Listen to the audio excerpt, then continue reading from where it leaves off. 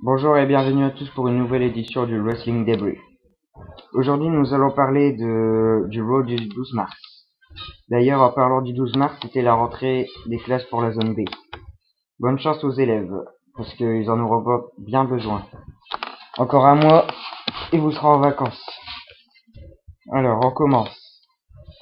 L'édition de Raw se passait à Cleveland, dans l'Ohio. Jerry Lawler est sur le ring et nous informe que ce soir nous allons avoir une bataille musicale entre The Rock et John Cena. Un concert de The Rock et un rap de John Cena. Alors c'est Cena qui commence en premier. Je trouve le rap pas mal parce que il se fout beaucoup de The Rock et par rapport à avant, il se fait moins humilier par lui. Enfin moi je trouve qu'il commence à se rebeller. Après, Vicky Guerrero sur le ring, elle dit que le passage à l'heure d'été devrait être illégal, que le monde entier ne sera pas privé d'une heure de cet homme, Dolph Ziggler. Bref, Sheamus bat Dolph Ziggler.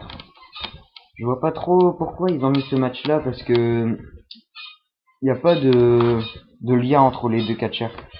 Je vois pas. Ils auraient dû mettre, je sais pas, Daniel Bryan ou un autre catcheur de SmackDown face à Sheamus parce que Dolph Ziggler fallait plus qu'il combatte face à Santino ou un autre de Raw. Alors, Josh Matthews est en interview avec Daniel Bryan et AJ. Il revient sur ce qu'a dit Bryan à AJ la semaine dernière. Bryan, rappelons-le, a dit à AJ de la fermer. Alors, après Bryan, il demande s'il a été dur avec AJ, mais elle répond que non. C'est normal. Moi, je trouve que ça servait à rien de faire cet angle-là à SmackDown pour arriver ça à Raw. On nous annonce qu'il y aura un match à 6 contre 6 à WrestleMania pour déterminer le General Manager qui sera en charge de Raw et SmackDown. Je pense une victoire de Laurinaitis parce que je vois mal Laurinaitis Long gagner et prendre les deux shows. Et après il annonce que il vient sur le ring et annonce que David Otunga il annonce qu'il y aura un match mixte mais il est annulé. À la place nous aurons David Otunga et Mark Henry qui battent Santino Marella. Après le match, Henry et Otunga poursuivent leur attaque. Kofi Kingston arrive, mais Mark Henry lui porte son World Strongest Slam. R-Truth arrive et c'est Otunga qui le met KO. Henry enchaîne avec le splash.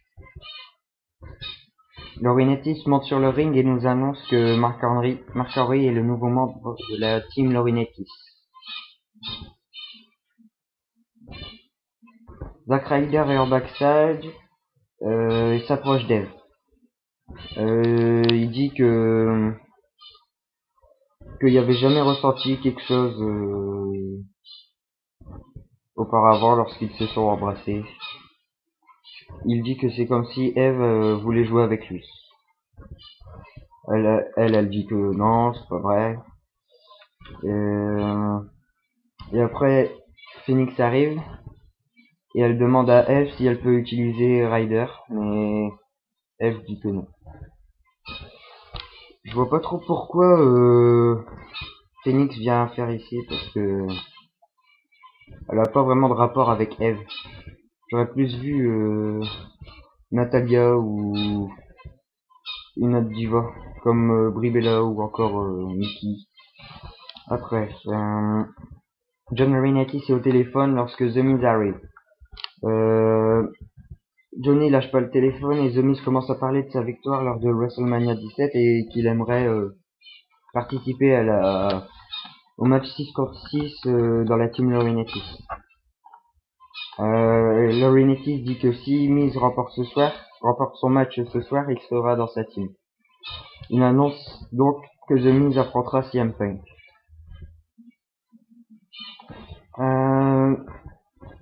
Naomi et Cameron arrivent maintenant sur le ring. C'est l'heure du show à Brodus Clay. Brodus Clay bat Jinder Mahal. Encore une fois, je vois pas trop l'utilité de ce match. À part pour encore faire gagner Brodus Clay contre un jobber. Enfin, bref. Après, Shawn Michaels arrive. Il dit que dans 3 semaines, Triple H et Undertaker vont être enfermés dans un Hell in a Cell match à WrestleMania. Il dit que ça sera la fin d'une ère.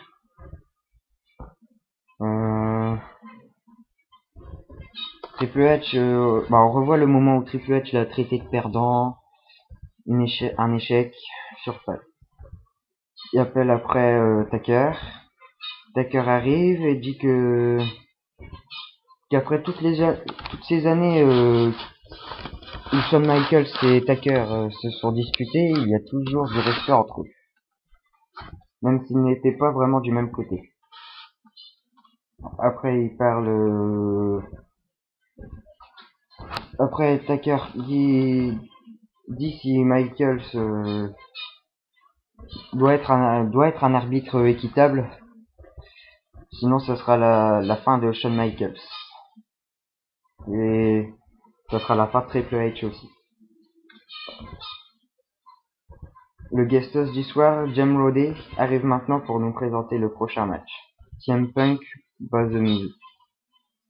En backstage, on entend Jericho en train d'applaudir Punk pour sa victoire. Il dit que l'on veut voir de la force en Punk, mais que ce n'est qu'une fraude. Il connaît les secrets de Punk.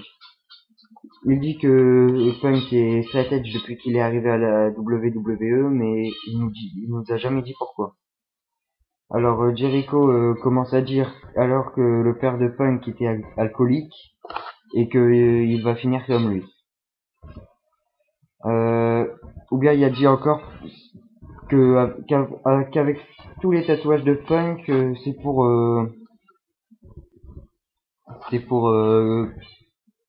camoufler sa peur de la bière.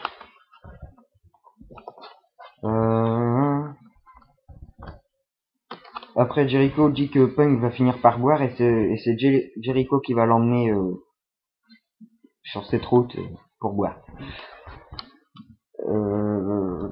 Et lorsque Punk trouvera la bière bonne, il va en prendre une autre et encore une autre. Et que Jericho va de nouveau être le champion à disputer de la WWE. Et CM Punk sera devenir un alcoolique pathétique. Moi je vois bien CM Punk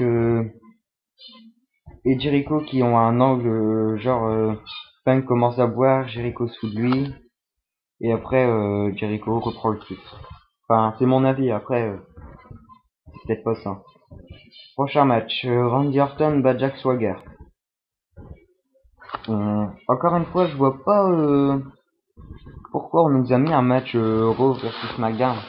Parce que il n'y a pas de feu ou de rapport entre les deux catcheurs. Après le match, les pyros de Kane explosent, mais personne n'arrive. Maintenant, c'est l'heure le plus pathétique de Raw. The Rock arrive sur le ring, guitare en main pour son concert. Alors, il commence aussi à se foutre de la tête à Cena, mais il fait moins bien. Les paroles sont moins, enfin, pour la première partie de son concert, là, les paroles sont moins, comment dire, sont moins dures que celles de Cena. Par contre, après la deuxième partie, après qu'il a pris de l'eau, là, ça commence à devenir un peu plus chaud, on va dire. Par exemple, quand il dit que Eve et Cena se sont embrassés et que l'avocat des divorces il va se faire du pognon avec ta femme, enfin avec la femme de Cena. Que le 23 avril 77, les docteurs ont annoncé à la mère de Cena que le garçon qu'elle vient d'avoir a des parties Le garçon qu'elle vient d'avoir a des parties génitales de femme. Ça, je trouve c'est un peu déplacé de la part de Rock. Juste parce que sinon elle dit ça en première fois, quand il a fait son rap là, il a dit que The Rock avait pas de couilles. Et là, The Rock ne fait que de répéter de ce qu'a dit Cena. Ou encore, ou encore il se fout de la tête à Cena de comment ça. Et après, il finit son concert avec plusieurs catchphrases et commence à chanter We Will Rock You. Bon, voilà, je crois qu'on a fini. Ce Raw était plutôt mauvais pour moi. Il y a beaucoup de matchs qui ont pas de rapport, comme les matchs SmackDown versus Raw. Euh, après, sinon, après, je vois l'angle CM Punk et Chris Jericho se développer. Ça, c'est pas mal quand même. Surtout que je pense que CM Punk aura une story avec la bière et tout. Bon voilà, j'espère que ça vous a plu, qu'il y a eu un peu d'émotion, hein. Un Delphine. Voilà, c'est tout.